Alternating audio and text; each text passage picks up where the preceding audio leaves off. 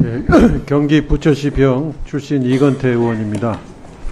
수원 법원장님께 좀 여쭤보겠습니다.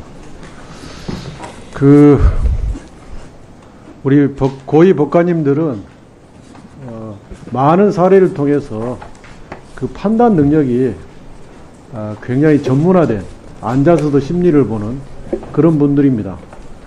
지금 한번 생각해 보시기 바랍니다. 이재명 대표에 대해서 대장동 수사가 됐었고, 그 사건이 잘 이제 안 풀리자 성남 FC 사건을 또 했습니다. 그리고 그게 잘 안 풀리자 위례 사건을 했고요.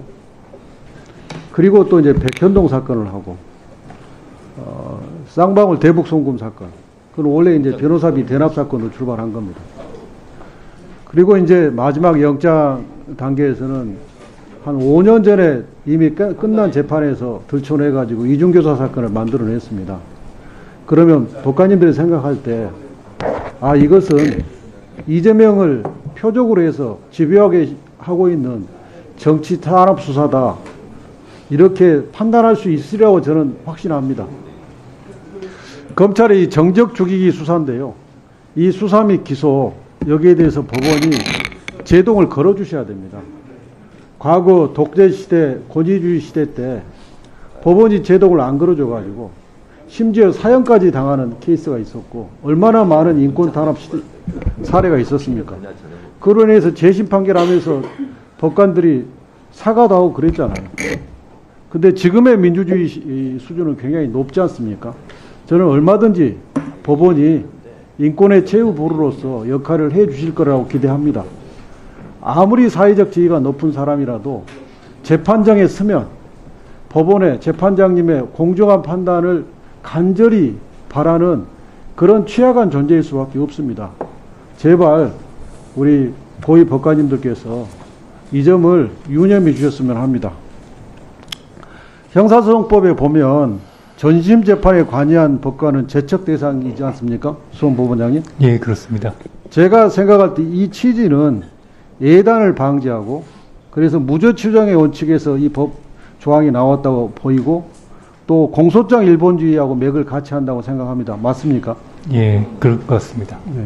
그러면 공범에 대해서 이미 유죄 판결을 내린 재판장은 이제 그 공범으로 새로 기소된 피고인은 무죄를 다투는데, 이 피고인 입장에서 봤을 때 이 법관은 예단을 가지고 있는 법관입니까? 아닙니까?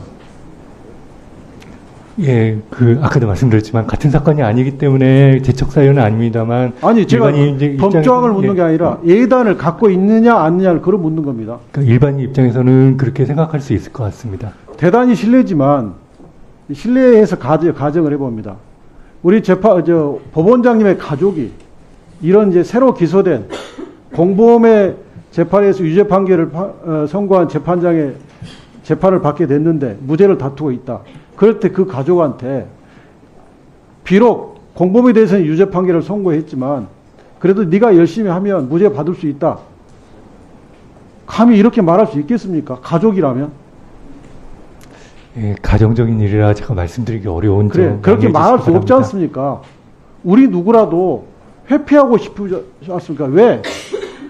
나는 무죄를 다투는데 재판장이 이미 유죄 판결을 선고한 재판장한테 재판을 받으라고 하면 그게 공정한, 헌법이 보장하는 공정한 재판을 받을 기회를 보장하는 게 아니지 않습니까?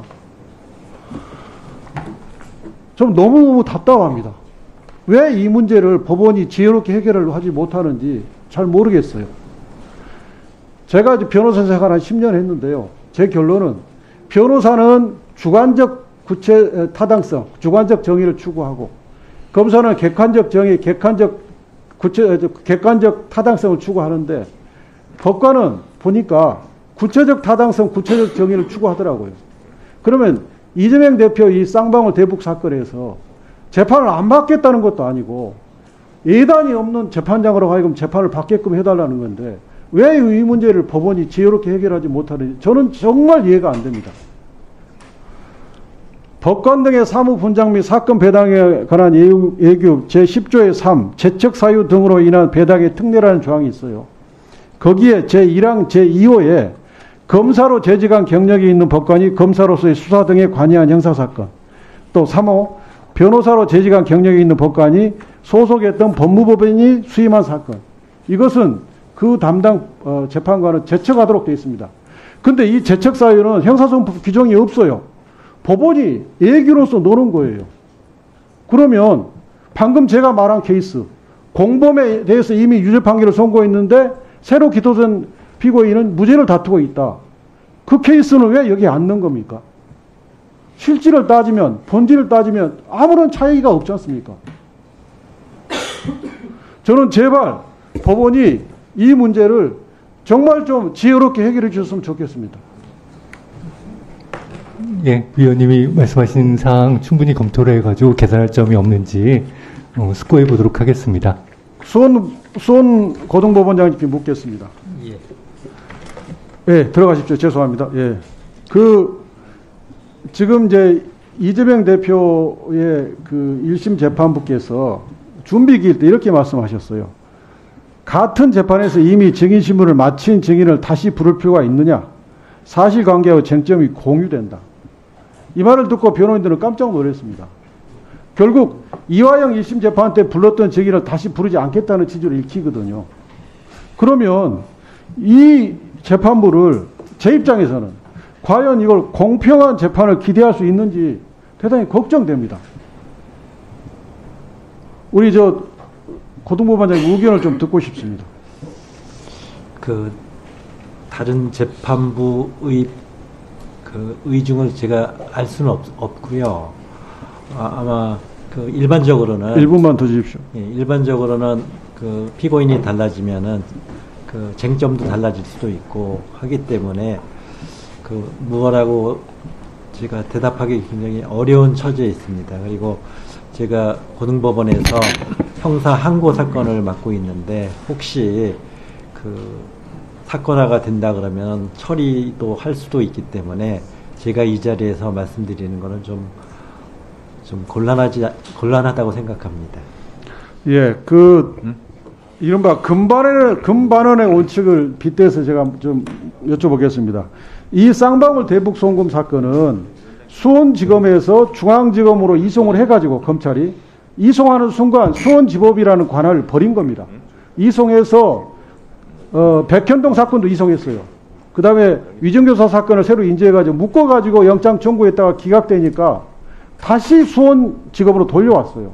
그러면 이건 금반원의 원칙에 반하는 관할 선택 아닙니까?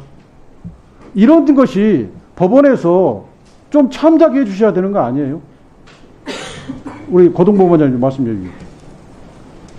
지금 말씀하신 것이 재판의 쟁점이 된다면 해당 재판부에서 잘 검토를 해서 독립적으로 결정을 할 것으로 믿고 있습니다.